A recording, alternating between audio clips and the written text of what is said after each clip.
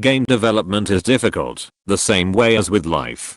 Who says they want to be a game developer, only to bend, when they found it seemingly impossible to execute? If there ever was a goal more difficult than game development, I don't know one. When I started my car race game, I thought I can finish it in one sitting, or realistically in a 3-month time. That time allowance was even long as I had an expectation that creating a game takes a shorter time than that. But now, it's already been 8 months and still the game is under construction. What makes game development difficult is the fact that you don't only have to know your game engine. There is the programming side, which sometimes can be difficult if you don't know where to look for templates, or if you have no experience about it whatsoever. Then there's the arts design. You have to draw 2D assets or model 3D assets. If you have no background in drawing or creating assets, then you are finished. How can you deliver a decent game without creating your own assets? For me, it took me relatively 8 months before I came to a full grip of creating 3D assets in Blender.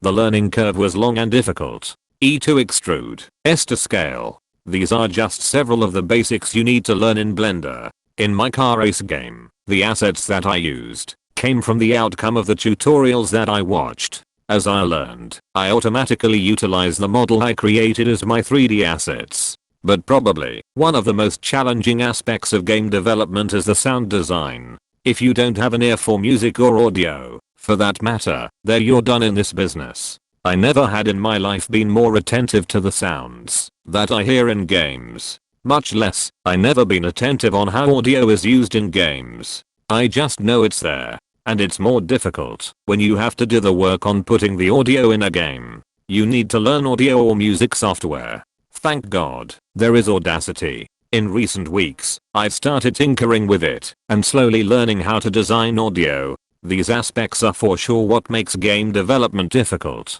It is not an easy task like cooking or even creating a YouTube video. You need to be an expert to some extent on your game engine of choice, programming or coding, arts, either 2D or 3D, and audio design. If you want to create a decent game, then you must master all of these aspects. No shortcuts. And no exception. When you learn the game engine of your choice, it will probably take you months, if not a year, to learn all the features of a game engine. Then you need to learn coding or programming.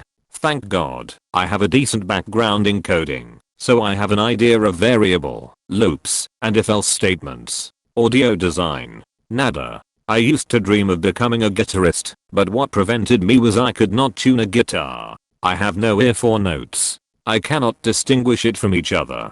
But now here in my car race game development, I was trying to distinguish a blip sound from a select sound. What makes game development even difficult is that, while you are learning all of these, you are not earning money. This is the reason why there are a lot of game developers looking for investors in their game.